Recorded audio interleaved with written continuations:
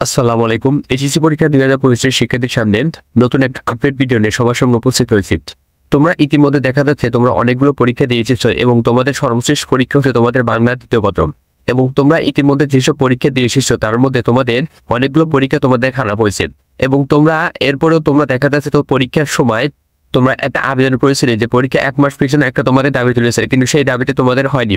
এখন তোমার হচ্ছে তোমাদের হচ্ছে সামনে তোমার আরেকটা দাবি করতেছো যে তোমাদের হচ্ছে যে পরীক্ষা এমসিকিউ এবং সিকিউ তোমাদের এমসিকিউ এবং সিকিউ তোমাদের কি আলাদা আলাদা করে পাস হয় এবং আলাদা আলাদা পাস হওয়ার কারণে অনেক শিক্ষার্থী আছে যারা হচ্ছে ফেল করেন এবং তোমরা যা হচ্ছে তোমাদের এই এমসিকিউ আর সিকিউ মিলে তোমাদের পাস দিতে হবে। এই জন্য শিক্ষার্থীরা নতুন একটা আন্দোলন করবে। তোমাদের এই 15 তারিখে তোমাদের কি 17 তারিখে একটা শিক্ষার্থীরা কি মাঠে নামবে দাবি নিয়ে। এখন শিক্ষার্থীরা কেন এই দাবি নিবে, কেন তাদের হচ্ছে কি এমসিকিউ এবং সিকিউ কেন তারা পাস নিবে, তারা কেন আলাদা আলাদা পাস দিতে চায় না, চলো সেই দাবিটা আমরা দেখে আসি। শিক্ষার্থী তাদের হচ্ছে এইচএসসি 2025 যেসব শিক্ষার্থী আছে তাদের একটা দাবি ছিল। তারা বলতেছে যে আমাদের শিক্ষার্থীরা অর্থাৎ যারা হচ্ছে 6-7 যারা 8 বছর যারা এইচএসসি 2025 যেসব শিক্ষার্থীরা পরীক্ষা দিচ্ছে তারা হচ্ছে 6-7-8 যখন পড়ছে তখন দেখা যায় তখন করোনা কাল ছিল এবং করোনার সময় তারা সঠিকভাবে পড়াশোনা করতে পারেনি এবং তাদের বেসিক একবার হচ্ছে দুর্বল।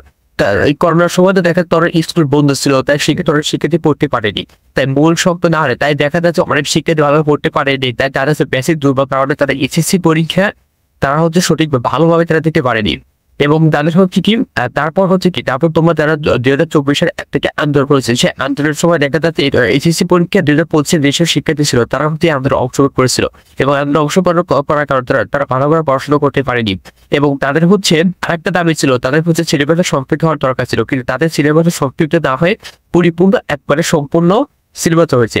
তাই প্রশ্নটা তাদের এমনকি তাদের প্রশ্নটা যেহেতু সংক্ষিপ্ত সিলেবাসও হয়নি এমনকি তাদের প্রশ্নটাও কঠিন হয়েছে। তাই শিক্ষার্থীরা অনেক শিক্ষার্থী আছে তারা হচ্ছে সিকিউ এবং এমসিকিউ দেখা যাচ্ছে অনেকে সিকিউ ভালো হয়েছে, অনেক সময় এমসিকিউ খারাপ হয়েছে, অথবা যাদের হচ্ছে এমসিকিউ ভালো হয়েছে সিকিউ অনেক সময় খারাপ হয়েছে।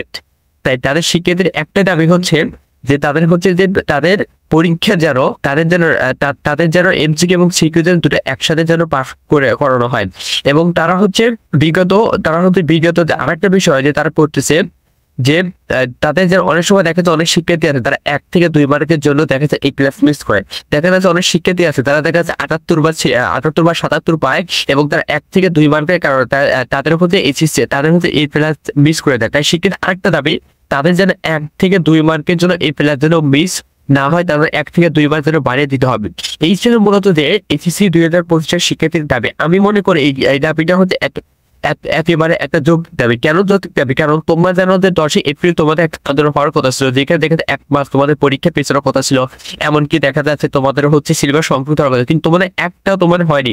তাই তোমরা 27 তারিখে তোমরা দেখা যাচ্ছে তোমাদের দাবিটা একবার সম্পূর্ণ না হওয়া পর্যন্ত তোমরা এখানে দাবিটা করতে থাকবে। এই ছিল মূলত আমার ভিডিওটা ভালো লাগলে তোমরা একটা লাইক দিয়ে থাকবা এবং যারা এই পর্যন্ত সাবস্ক্রাইব করোনি তারা আমার চ্যানেলটা সাবস্ক্রাইব করে পাশে থাকো। ধন্যবাদ সবাইকে ভিডিওটা দেখার জন্য।